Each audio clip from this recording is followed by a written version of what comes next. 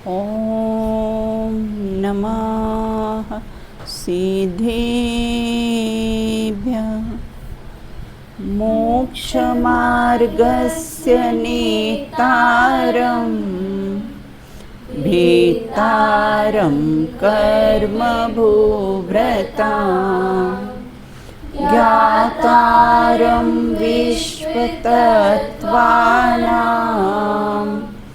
वन्दे तद्गुणलब्धये वन्दे तद्गुणलब्धये तत्त्वार्थसूत्रकर्तारं गृध्रपीक्षोपलक्षितं वन्दे गणेन्द्रसञ्जातं मुमास्वामी मुनीश्वरं मुमास्वामी मुनीश्वरम्। अपनी चर्चा यहाँ पर तत्वार सूत्र ग्रंथ के माध्यम से, जिसके रचिता आचार्य गद्दपिच्छ उमा स्वामी हैं, उसके 5वें अध्याय में जो अजीव तत्व का वर्णन है उस पर अपन ने अपनी चर्चा प्रारंभ की थी। पूर्व में हमने चर्चा की थी जो स्कंद अदृश्य है उनको दृश्य कैसे हो सकते हैं।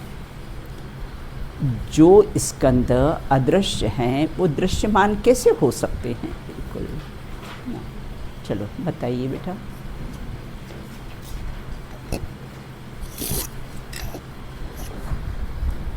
केवल भेद से ही कोई स्कंद चक्षु इंद्रिय से देखने योग्य नहीं हो जाता। हाँ। किंतु भेद और संघात दोनों से होता है। बराबर, बिल्कुल है ना। स्कंद अदृश्य हैं, जैसे अपन ने बोला था दूध में घी अदृश्य है, हमें दिखाई नहीं देता है, लेकिन है ना चक्षु इंद्रिय के योग्य नहीं है, लेकिन जब मिलने पर भेद और जब संघात होता है तब हमको ऐसा लगता है, जब छाछ अलग हो जाता है और मक्खन अलग हो जाता है तो हमको लगता है, फिर हमको कैसा है, अदृश्य भी दृश्यमान हो जाते हैं। द्रव्य का लक्षण क्या है, सूत्र में बताइए। द्रव्य का लक्षण क्या है? हाँ मिष्टी बताइए। सत द्रव्य लक्षणम। हाँ। अर्थात द्रव्य का लक्षण सत है। हाँ, सद मतलब सभी द्रव्यों का लक्षण कैसा है। सत का अर्थ क्या होता है बेटा? अस्तित्व। हाँ, अस्तित्व, सत्तावान, जो कभी किसी का नष्ट नहीं हो। और समय सार के पहले कलश में भी उसके लिए भावाय शब्द दिया है ना, कि भावा है ना, अस्तित्व गुण वाला है, जिसका कभी कैसा है, नाश होता नहीं है। बिल्कुल, तो सभी द्रव्यों का तो अपने को लाभ ये हुआ कि मैं भी कैसा हूँ, एक द्रव्य हूँ, और मेरा लक्षण भी कैसा है, सत है। अर्थात मैं भी कैसा हूँ, सत्तावान हूँ, मेरा कोई अस्तित्व कभी नष्ट कर सकता नहीं है। कोई हम अपने को बोले कि कैसा है, वो आपके मारने की साजिश कर रहे थे, मुझे मार सकता ही नहीं कोई, है ना, क्योंकि मेरा लक्षण कैसा, सत है, मैं अस्तित्ववान हूँ, मात्र पर्याय बदलती है, मुझे कोई मार सकता नहीं है। और कहते हैं, फिर कहते हैं उत्पाद व द्रव्य तीनों का है ना। अब कहते हैं सत किसे कहते हैं, सत किसे कहते हैं। हाँ नमी बताइए, सॉरी अंश, आशी। जो उत्पाद व्यय और द्रव्य सहित हो उसे सत कहते हैं। बहुत बढ़िया, बिल्कुल है ना, क्योंकि उत्पाद भी सत है, व्यय भी सत है। उत्पाद तो हमको सत लगता है, लेकिन व्यय नहीं सत लगता है हमको। और यहाँ ये कहते उत्पाद भी सत है, व्यय भी सत है, और द्रव्य तो कैसे सत्स्वभावी है ही, बिल्कुल है ना। अच्छा, उत्पाद व्यय द्रव्य में अवस्था भेद है या काल भेद भी है? उत्पाद व्यय द्रव्य में अवस्था भेद है या काल भेद भी है? हाँ नमी बताइए। प्रत्येक पदार्थ परिवर्तनशील है। हाँ। इसमें हर समय परिवर्तन होता रहता है। जैसे दूध से दही, दही से मट्ठा, इन तीनों अवस्थाओं में अवस्था भेद है, काल भेद नहीं। काल भेद नहीं। पर्याय का परिणमन हुआ है लेकिन समय बेटा एक है ना।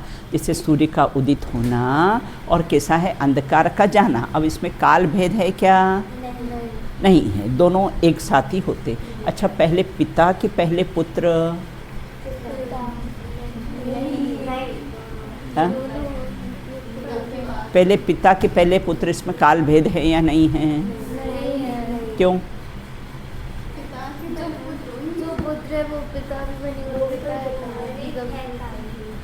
जिस समय पुत्र हुआ उसी समय पिता की संज्ञा दी जाएगी ना। पापा कब कहे जाएंगे?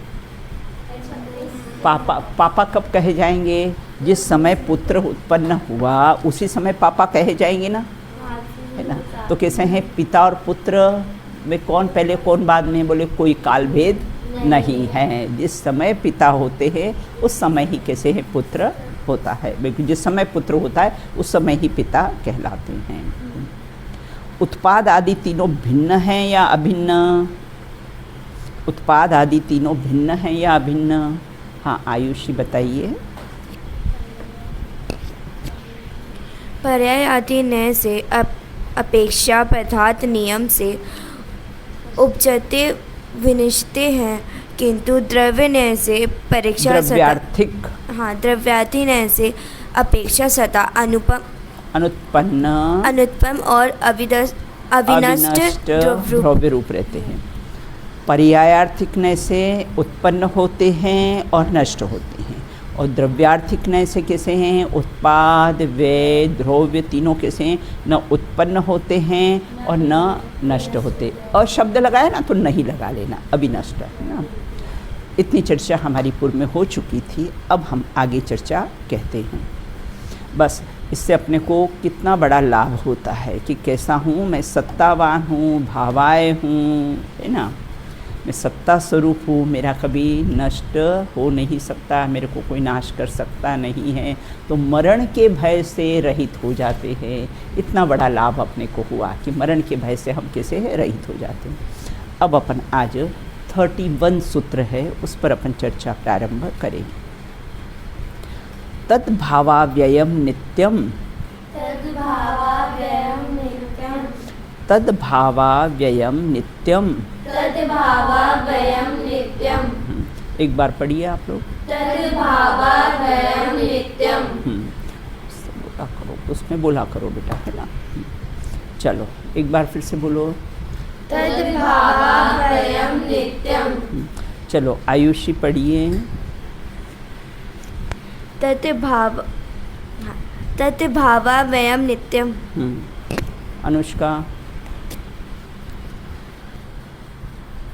तद्भावाद्वयं नित्यं। तद्भावायाम नित्यम। भावायम कहाँ है बेटा?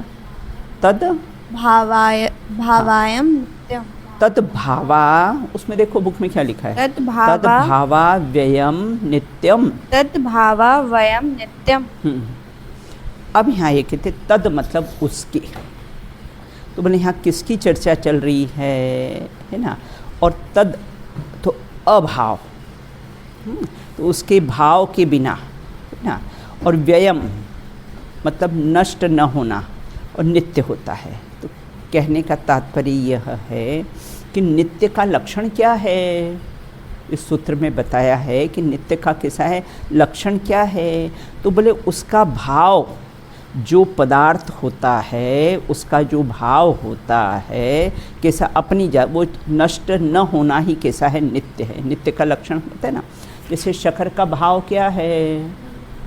मीठापना। वो भाव नहीं कितने रुपए किलो, 50 रुपए किलो है या कितनी, वो उसका भाव नहीं है अनुष्का, है ना। यहाँ शक्कर का भाव क्या लिया हुआ है कि उसका लक्षण क्या है। तो शक्कर का भाव क्या है? मीठापन, है ना। और वह कैसा होता है, वो मीठापन कैसा होता है? नित्य, है ना। जो जिसका भाव होता है वह सदा ही नित्य रहता है ना। करेले का स्वभाव कैसा है? कड़वा है। वो कितना भी धो लो उसका, लेकिन उसका कड़वापन नहीं जाएगा। कोयले का स्वभाव कैसा? काला है। उसको कितना भी धो लो तो क्या होगा? काला ही वह रहेगा, वो उसका स्वभाव छोड़ेगा नहीं। जो जिसका भाव होता है वह नित्य। उसी प्रकार आत्मा का भाव क्या है? आत्मा का भाव ज्ञाता दृष्टा, ज्ञान दर्शन सुख इत्यादि, ये कैसे आत्मा का भाव है? वह कैसा रहता है? सदा ही नित्य रहता है। तो यहाँ कहा है ना कि नित्य का लक्षण क्या है? बोले नित्य का लक्षण है कि जो अपने भाव से कभी रहित नहीं होता, उसका भाव का कैसा है? कभी अभाव नहीं होता है। यही कैसा है? नित्य का लक्षण है। बिल्कुल। तद्भावा व्ययम नित्यम सूत्र का क्या अर्थ है? जो द्रव्य तद्भाव रूप से अव्यय, मतलब नहीं, व्यय मतलब कैसा है? जिसका कैसा है? व्यय नहीं होता है, वह कैसा होता है? नित्य ही रहता है। बिल्कुल। जो पहले समय था वही दूसरे समय हैं, जो दूसरे समय हैं वही तीसरे समय हैं। तो वो तद्भाव उसको कहते हैं, मतलब सदा ही नित्य रहता है ना। शक्कर पहले समय मीठी थी तो दूसरे समय भी मीठी है, तीसरे समय है ना। चाहे डिब्बे में 50 साल तक रहेगी तो भी क्या होगी? वह मीठी ही रहेगी। और जिसमें जाएगी उसको भी मीठा ही करेगी। दूध में जाए तो दूध मीठा, पानी में जाए तो पानी मीठा, है ना। जो जिसका भाव होता है वह सदा ही नित्य रहता है। तो मेरा स्वभाव ज्ञाता दृष्टा है, ज्ञान दर्शन इत्यादि है, तो सदा ही नित्य रहता है, उसका कभी भी अभाव होता नहीं है। बिल्कुल, है ना। तो यहाँ ही कहते हैं, देखो प्रत्यभिज्ञान के हेतु को भी तद्भाव कहते हैं, है ना। प्रत्यभिज्ञान के हेतु को भी यह वही द्रव्य है, यह वही द्रव्य है, यह वही द्रव्य है। अब नित्य किसे कहते हैं? जो अपनी जाति रूप से भाव से च्युत न होना, मतलब बिछुड़ना नहीं, नष्ट नहीं होना, उसको बोलते। जो अपने जाति रूप से अपने भाव को जो नहीं छोड़ता है वह उसको क्या कहते हैं? नित्य कहते हैं। हाँ, क्या कर रही हो आयुषी? क्या कर रही हो? लिखा है।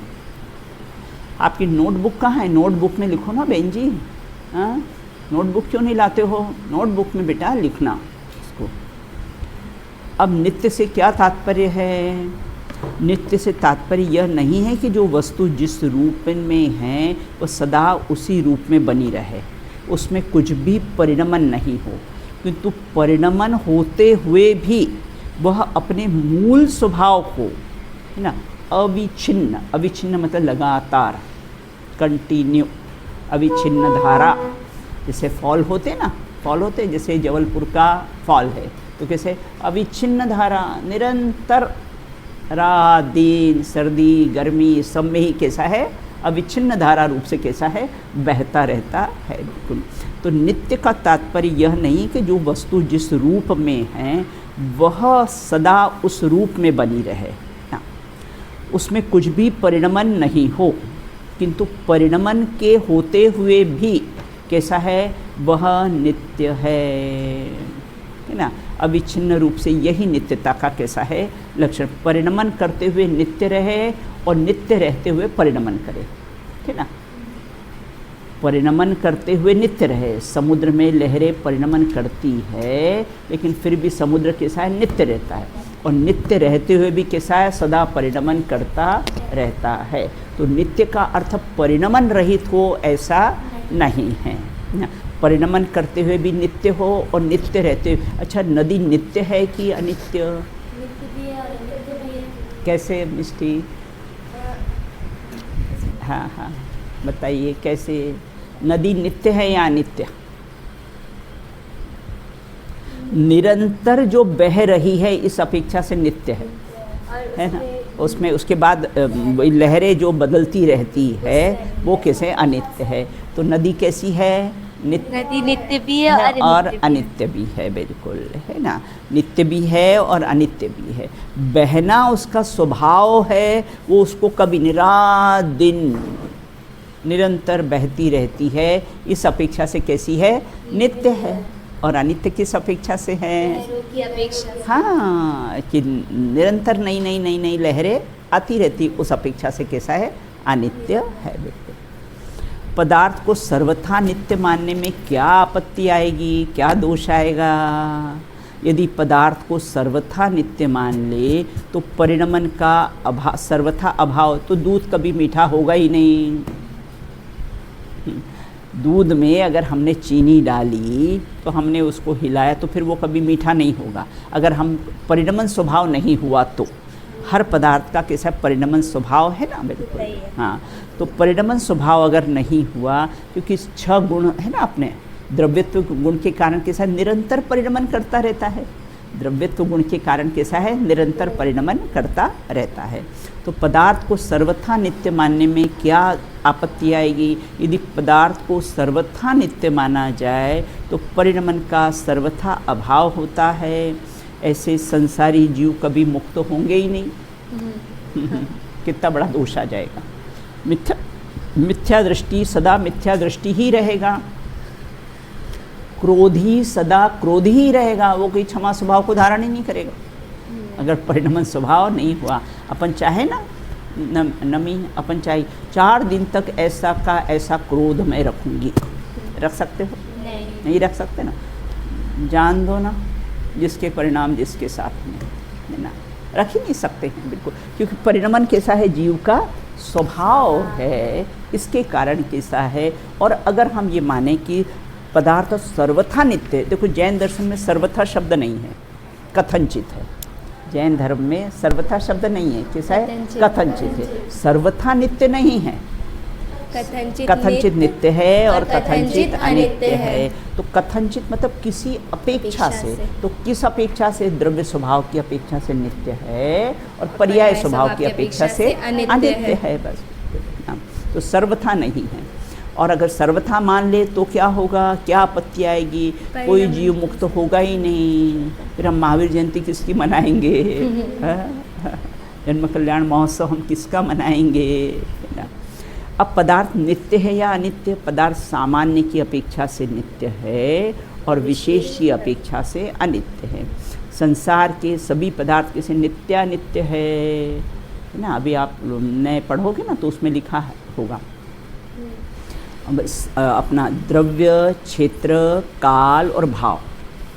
द्रव्य की अपेक्षा से वस्तु सामान्य विशेषात्मक है, क्षेत्र की अपेक्षा से भेदा भेदात्मक है और काल की अपेक्षा से नित्य नित्यात्मक है और भाव की अपेक्षा से एक अनेकात्मक है। तो वस्तु कैसी है, इसको बोलते वस्तु चतुष्टय है ना। द्रव्य, क्षेत्र, काल और भाव है ना। किसी भी उसमें है ना, ये द्रव्य, क्षेत्र, काल, भाव चारों वस्तुएं होती ही होती है बिल्कुल। कैसे है ना, जैसे किसी को यहाँ आत्मार्थी कन्या विद्या निकेतन में एडमिशन लेगा, बोले कौन लेगा? बोले जीव ही लेगा, पुद्गल थोड़ी कोई लेंगे। और उसमें भी कन्याएं ही लेंगी, पुरुष थोड़ी लेंगे बिल्कुल है ना। तो कैसा है द्रव्य। क्षेत्र, बोले कहाँ एडमिशन होता है? बोले हिंदुस्तान इतना बड़ा है, तुम कहीं भी पहुँच जाओ। हाँ, आत्मार्थी ट्रस्ट में ही उसका एडमिशन। वो क्षेत्र भी नक्की है ना, क्षेत्र नक्की नहीं तो आए कैसे एडमिशन के लिए बच्चे यहाँ? अच्छा, कब एडमिशन होता है? जब मन हो जब चले आना। समय निश्चित है। काल भी उसका निश्चित है कि भाई मार्च के एंड, मतलब मार्च का एंड में कैसे एडमिशन होते हैं। और भाव भी नक्की है। भाव क्या नक्की है कि भैया यहाँ पर चारों अनुयोग की धार्मिक शिक्षा दी जाती है, जैन दर्शन के सिद्धांतों से परिचय कराया जाता है। तो ये कैसा है, भाव भी कैसा है उसका नक्की है बिल्कुल है ना। तो इस प्रकार यहाँ ये कहते हैं कि पदार्थ नित्य है या अनित्य है? बोले पदार्थ सामान्य की अपेक्षा से, द्रव्य की अपेक्षा से नित्य है, पर्याय की अपेक्षा से अनित्य है, अर्थात नित्यानित्य है। और काल की अपेक्षा से भी कैसा है, नित्य है बिल्कुल है ना। अच्छा, चक्की चलती है कि स्थिर रहती है? चलती भी है, हाँ, जब वो रुकी रहती है तो चलती तो चलते हुए स्थिर है और स्थिर रहते हुए चल रही है। चलते हुए भी स्थिर है, एक पार्ट स्थिर है ना, तो चलते हुए भी स्थिर है और स्थिर रहते हुए भी चल रही है। अच्छा, ट्रेन स्थिर है कि चलती है? दोनों करती है। चल भी रही पटरी पर, लेकिन हम अपने स्थान पे स्थिर हैं।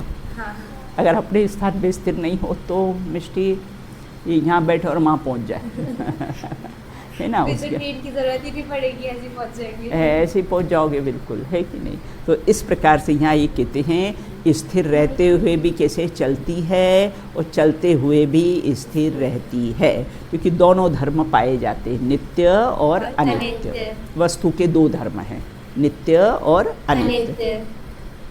अब आगे कहते हैं मुख्यता गौणता की बात यहाँ पर करते हैं, है ना। तो अब यहाँ ये कहते हैं दो धर्मों की सिद्धि इस सूत्र में बताई है, दो धर्मों की सिद्धि।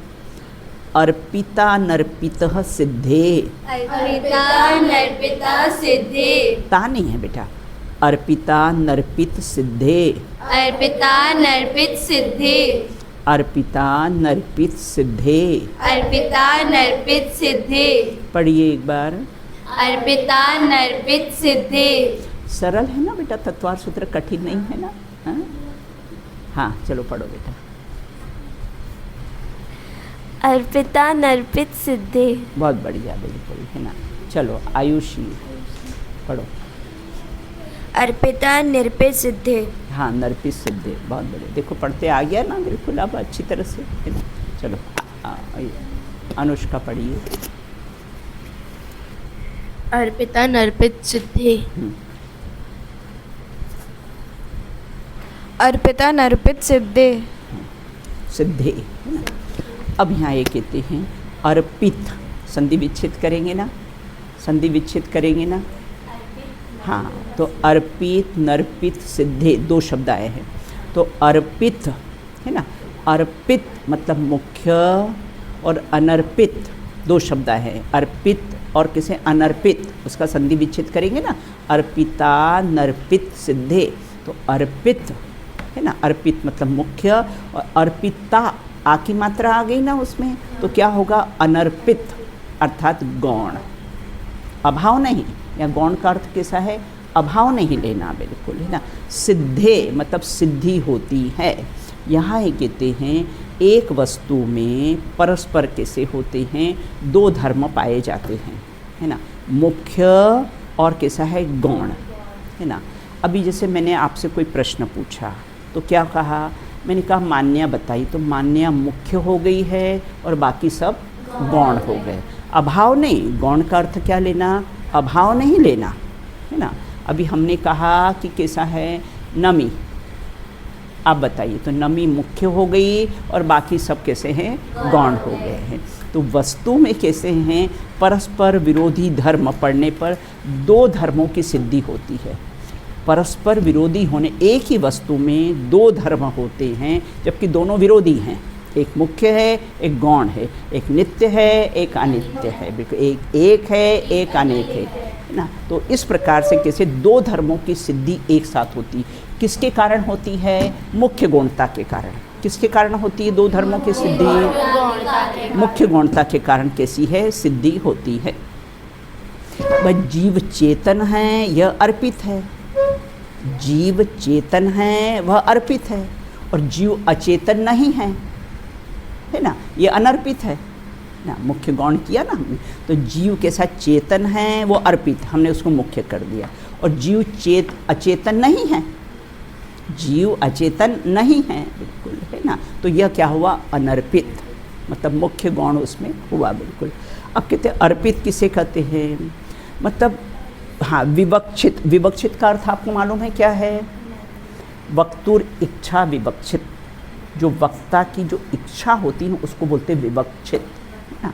तो बोले वक्ता जिस बात को कहना चाहता है अर्पित, है ना, अर्पित कहो या विवक्षित कहो, ना। वक्ता जिस बात को कहना चाहता है, जैसे अभी कल महावीर जयंती है ना, तो आप लोग वक्ता हो और अपनी अपनी बात को कैसा कहना चाहते हो, उसको बोलते हैं विवक्षित। वक्ता की इच्छा, उसका नाम कैसा है विवक्षित है, बिल्कुल। तो वक्ता जिस बात को कहने की इच्छा रखता है वह अर्पित, क्योंकि अभी आप महावीर भगवान पर आप अपने अपने टॉपिक पर कैसे छेड़ो नहीं उसको। तो वक्ता जिस बात को कहने की इच्छा रखता है उसको अर्पित, मतलब वो मुख्य है, बिल्कुल, है ना। देखो जिसकी शादी होती है ना उसके गीत गाए जाते हैं, भले ही चलो भाई छोटा हो, लेकिन जिसकी शादी होती है उसके गीत गाए जाते ना।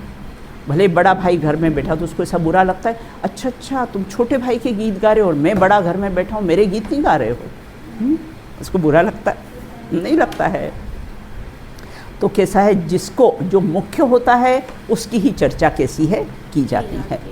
तो अर्पित शब्द पर्यायवाची शब्द है, और कौन कौन से हैं? देखो, अर्पित शब्द के पर्यायवाची शब्द है विवक्षित कहो, मुख्य कहो, अपेक्षित कहो, मतलब जिसके बारे में कहा जाए, बिल्कुल वह सब अर्पित शब्द के कैसे हैं? पर्यायवाची शब्द है। अब अनर्पित किसे कहते हैं? दो शब्द है ना, अर्पित और अनर्पित। वक्ता के कथन करते समय जिस बात को कहना नहीं चाहता है उसको कैसा है? गौण रखता है, उसे क्या कहते हैं? अनर्पित कहते हैं, बिल्कुल, है ना। अभी क्या है? आत्मा ज्ञान वाला, आत्मा दर्शन वाला, आत्मा सुख वाला, अभी हमने गौण रखा, बस आत्मा तो आत्मा है ना। तो वह कैसा? अनर्पित ना। जिसको गौण कर दिया वो अनर्पित, और जिसको मुख्य किया वो अर्पित ना। एक ही समय वक्ता के अर्पित अनर्पित कैसे घटित होते हैं, आप ये बताइए। जैसे कर्म का उदय आता है तो वो अर्पित, मतलब कर्म का उदय जीव में नहीं आता है, वो अनर्पित। कैसा आता है? 9 कर्म में आता है ना। सब उदय बेटा किस में आते हैं? साता का उदय हो, असाता का उदय हो, पुण्य का उदय हो, पाप का उदय हो, अच्छा शरीर मिलना, अच्छा शरीर नहीं मिलना, अच्छी आवाज़ मिलना, अच्छी, ये सब उदय किस में आते हैं? ये 9 कर्म में। कर्म का उदय हमेशा 9 कर्म में आता है, मेरे में नहीं आता है। हाँ, रस्सी की गांठ किससे बनती है? रस्सी से ही बनते हैं, लेकिन तूने बीच में हाथ क्यों डाला? इसलिए बन गया। बाकी रस्सी की गांठ तो किससे बनती है? रस्सी से बनती है, बिल्कुल। तुमने हथकड़ी की, तुमने अपराध किया ना, तो बस तुम बन गए उस हथकड़ी से, बिल्कुल ना। उसी प्रकार कहते हैं कि एक ही वक्ता के अर्पित अनर्पित कैसे घटित है? जैसे जिस समय किसी पदार्थ द्रव्य की अपेक्षा से नित्य है, उसी समय पर्याय की अपेक्षा से अनित्य है। जिस समय द्रव्य की अपेक्षा से मुख्य है और पर्याय की अपेक्षा से कैसा है? हमने उसको कैसा है? गौण कर दिया है ना। तो द्रव्य की अपेक्षा से कैसा है? नित्य है।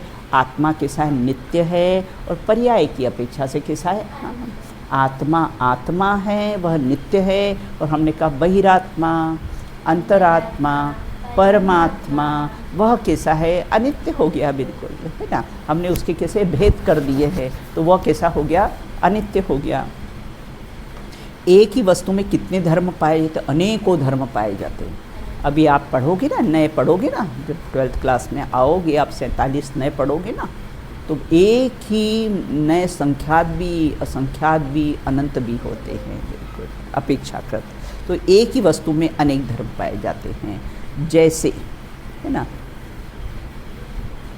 अच्छा मम्मी है तो मम्मी कैसा है? मम्मी भी है, मान्या की अपेक्षा से मम्मी है, पापा की अपेक्षा से पत्नी है, मौसी की अपेक्षा से भाई बहन, सास की अपेक्षा से, तो मम्मी कितनी हो गई? 5 नहीं?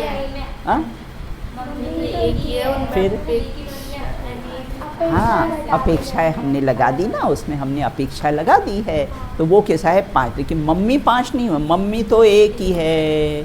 आपने पापा की अपेक्षा से देखे तो क्या कर देंगे? पत्नी है ना। और बेटी की अपेक्षा से देखे तो कैसे है? मम्मी है। तो मम्मी 5 नहीं हुई, है ना। उसी प्रकार कहते एक ही वस्तु में अनेक धर्म पाए जाते हैं। एक ही वस्तु में कैसा है? अनेक धर्म कैसे हैं? पाए जाते हैं, बिल्कुल ना। एक ही समय, लेकिन कहने में बेटा एक समय में एक ही धर्म को कह सकते हैं। ज्ञान में सभी धर्म जान सकते हैं, लेकिन वाणी में इतनी ताकत नहीं है ना।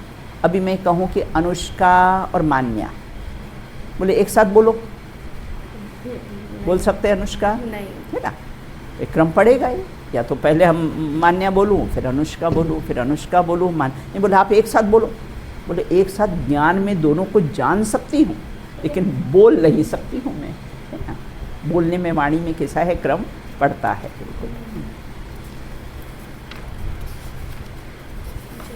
अब यहाँ ये कहते हैं, अगला अपना सूत्र है, स्निग्ध रुक्षत्वाद बंध रुक्षत्वात् बन्धः। हाँ, 33 अपना सूत्र है, स्निग्ध रुक्षत्वाद बंधः।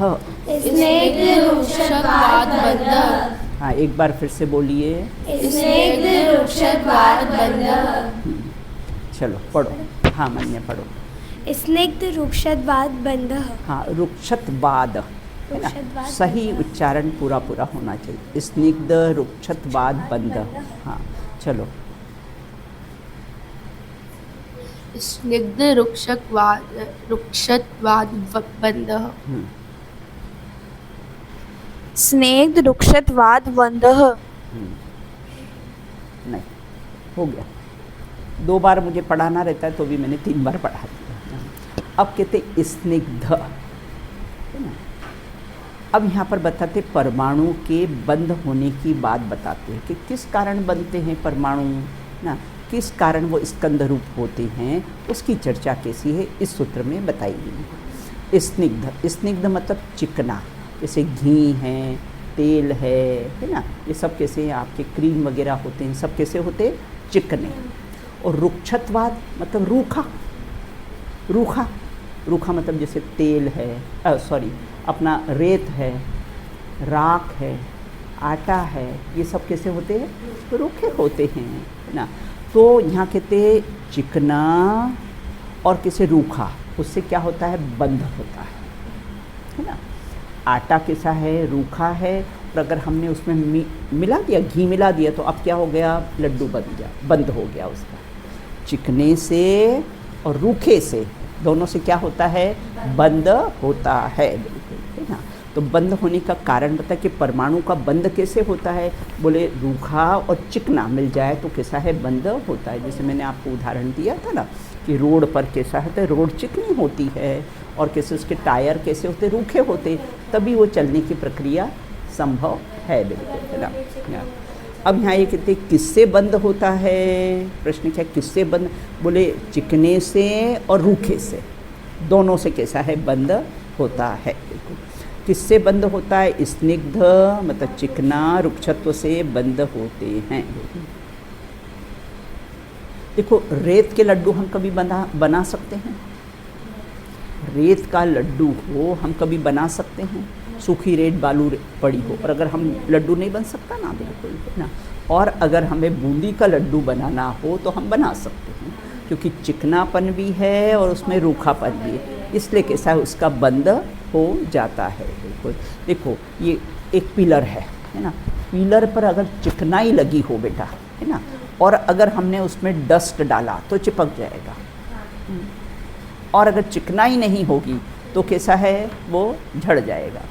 जैसे हम सी साइड जाते हैं ना बेटा, सी साइड जाते तो वो बालू रेत में अपन बैठते हैं और उठते तो सारा रेत को खिरा देते हैं, क्योंकि चिकनाई नहीं है, कपड़ों में चिकनाई नहीं है ना, तो रेत कैसी है, चिपकती नहीं है, बिल्कुल। तो उसी प्रकार यहाँ ये कहते हैं कि स्निग्ध किसे कहते, बाह्य एवं अभ्यंतर कारणों से जो स्नेह अर्थात चिकनी पर्याय उत्पन्न होती उसे स्निग्ध कहते हैं।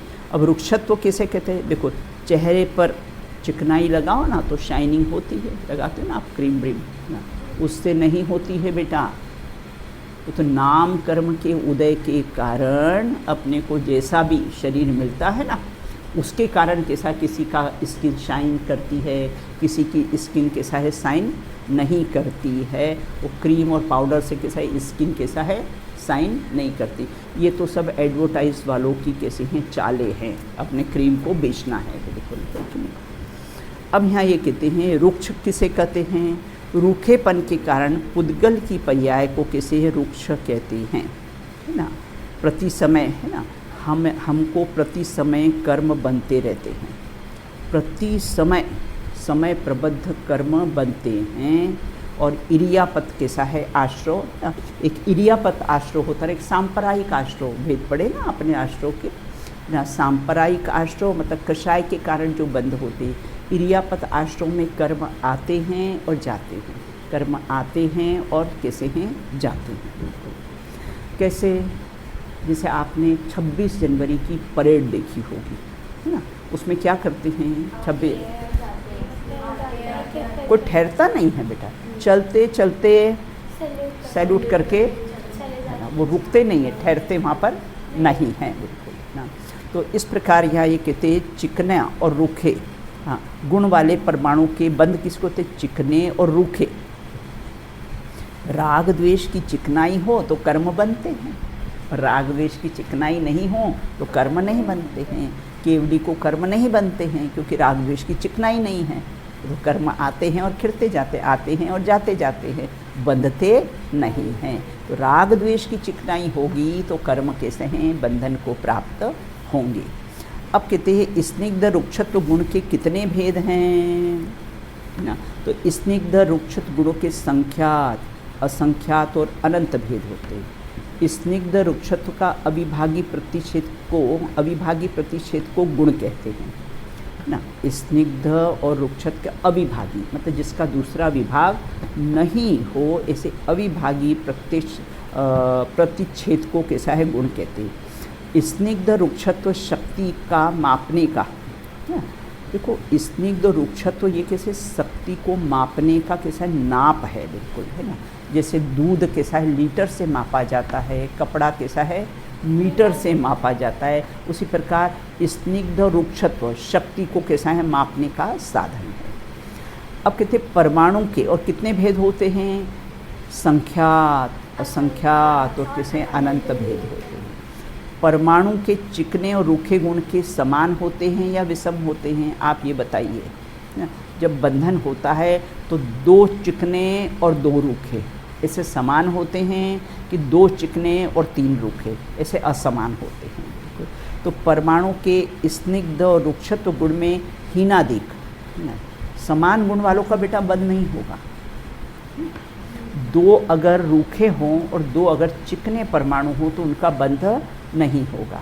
जैसे अपन ने उदाहरण दिया था ना रोड का, रोड भी चिकनी और टायर भी चिकना तो एक्सीडेंट होना है ना। रूखा हो और चिकना हो, है ना। आपने कभी चेन लगाई है, सभी लोग लगाते हैं ना। आपने देखा होगा जब चेन का अपन रनर जो होता है ना चलाते हैं ना, तो एक आगे पीछे काटा होता है उसका, देखा है कभी? अब देखना ध्यान से, रोज़ ही चेन लगाते हो आपने, मॉस्किटो नेट है ना उसकी चेन लगाते हो ना, तो उसमें कैसा होता, चलो यही तुम्हारे सामने है। तो देखा ना, एक आगे और एक पीछे होती, दोनों अगर समान होगी ना तो चेन लगने वाली नहीं है। एक आगे और ऐसी एक पीछे होगी ना तब उस पर उसका रनर चलेगा, और अगर दोनों समान हो गई ना तो रनर नहीं चलने वाला है।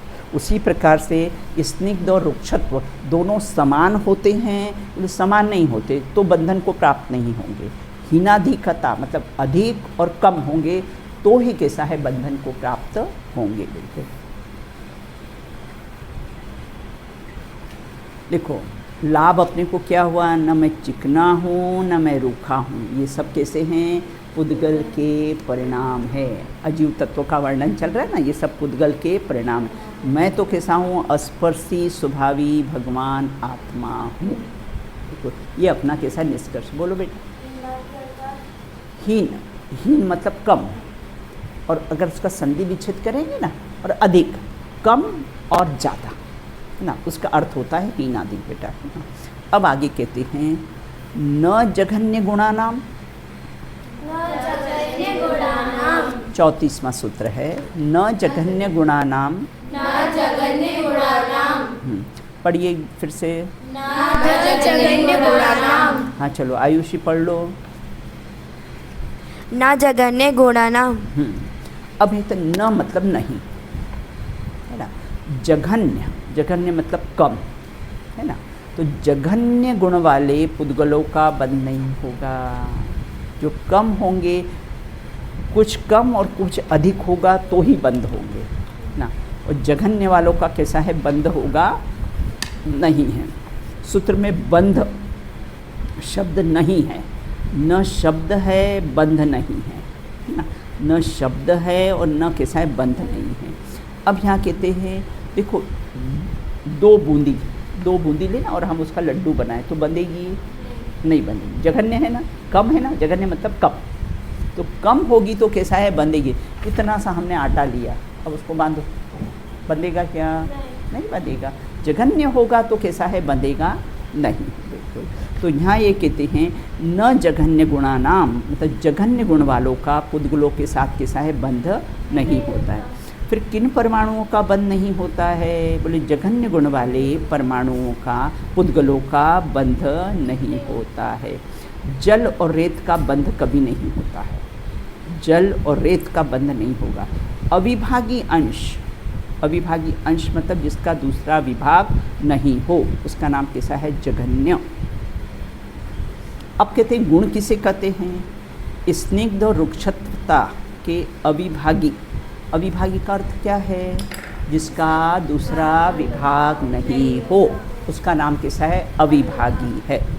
तो गुण किसको कहते हैं? स्निग्ध रुक्षत्वा के अविभाग, अर्थात जिसका दूसरा टुकड़ा नहीं किया है, ऐसे अंश को गुण कहते हैं। मैंने आपको उदाहरण दिया था ना कि राई को तो हम 2 टुकड़े कर सकते हैं नाखून से, लेकिन रेत का एक कण लो तो उसके 2 टुकड़े हम कर सकते नहीं हैं। बिल्कुल। तो यहाँ कहते हैं जिसका दूसरा अविभागी, मतलब स्निग्ध हो, चिकना हो बेटा, और रूखा हो, बिल्कुल, लेकिन जिसका दूसरा टुकड़ा हम नहीं कर सकते हैं, ऐसे अंश को कैसे है? गुणा। इसमें आया ना सूत्र में गुणा नाम, ये सूत्र में शब्द है ना, तो गुण किसे कहते हैं? बिल्कुल। तो जिसका दूसरा विभाग नहीं हो सकता है, ऐसे सबसे छोटे अंश को गुण कहते हैं। यहाँ गुण वो नहीं लेना है ना, ज्ञान दर्शन इत्यादि, स्पर्श रस गंध वर्ण ना, ये वो वाले गुण नहीं लेना है। यहाँ गुण का अर्थ ये लिया है कि जिसका दूसरा विभाग नहीं हो, उसको ही कैसा है? गुण कहते हैं। गुण शब्द से क्या क्या तात्पर्य है? गुण शब्द का उपकार, द्रव्य, अव्यय, गौण, व्यापक अंश, हिस्सा, ये सब उसके कैसे हैं? पर्यायवाची शब्द है। बिल्कुल। अब सूत्र में आए गुण शब्द का अर्थ क्या है? सूत्र में आए गुण शब्द का अर्थ अंश, भाग, पार्ट है ना, वो कैसा है? गुण शब्द तो मतलब स्निग्ध रुक्षत्व शक्ति को नापने का साधन है ना। स्निग्ध और रुक्षत्व शक्ति कितनी पाई जाती है, कितनी चिकनाई पाई जाती है, कितना रूखापन पाया जाता है, उसको मापने का साधन कैसा है? ये कैसा है? गुण है ना। तो शक्ति को नापने का कैसा है? ये साधन है। अब कहते हैं जघन्य गुण वाले परमाणु के साथ किसका बंध नहीं होता? जघन्य मतलब कम है ना, जघन्य अर्थात कैसा है? कम। अब कम गुण वाले परमाणु के साथ किसका बंध नहीं होता है? जघन्य गुण वाले परमाणु का जघन्य गुण वाले परमाणु के साथ या स्कंद के साथ बंध नहीं होता।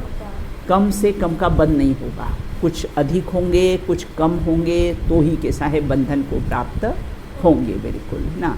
10 गुण हैं है ना, जैसे सूक्ष्म सांप्राय, लोक कषाय, जघन्य होने से मोहिनी कर्म का बंध नहीं होता है। उत्कृष्ट से उत्कृष्ट का तो हो सकता है।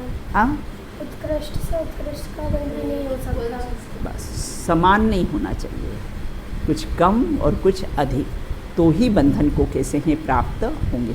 उत्कृष्ट से उत्कृष्ट का बंध भी नहीं होगा, जघन्य से जघन्य का बंध। कुछ अधिक, हिनाधिक लिखा है ना बेटा, मतलब 2 कैसे कम हो और 4 कैसे हो?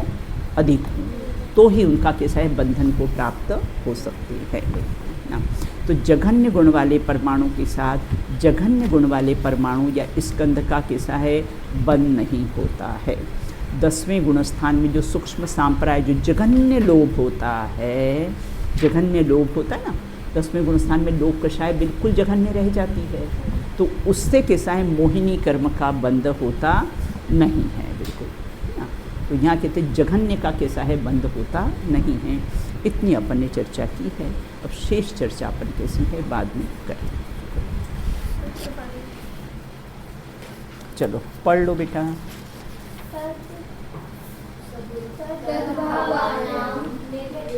नहीं, भावा नाम थोड़ी है, तद भावा, एक बार फिर से पढ़िए। अर्पितानर्पित सिद्धे। एक साथ बोलिए। स्निग्ध रुक्षवाद बंध न जघन्य गुणानाम। इस प्रकार से अपन ने चर्चा की है, शेष चर्चा अपन कैसी है बाद में करेंगे। चलो बोलिए। आत्मा का ज्ञान हो और आत्मा का ध्यान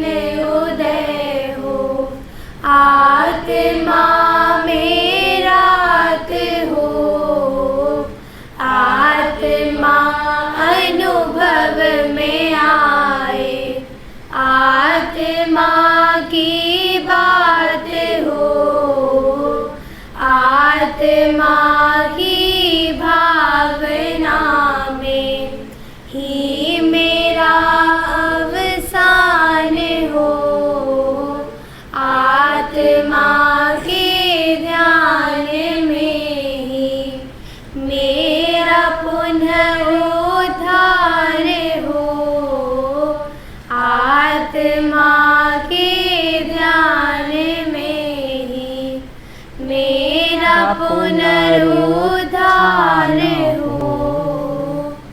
बोलिए अनंतानंत सिद्ध परमेष्ठी भगवंतों की, नित्य बोधनी द्वारशांगमय जिनवाणी माता की जय हो। वन में विचरण करने वाले समस्त वीतरागी संतों की जय हो। आचार्य गृद्धपेक्ष उमा स्वामी प्रणीत श्री तत्वासूत जी महान ग्रंथ की जय हो। अंतिम शासन नायक श्री महावीर भगवान की जय हो। अहिंसा परमो जैन धर्म की जय हो। एक साथ बोलिए जय जिनेंद्र जय जिनेंद्र।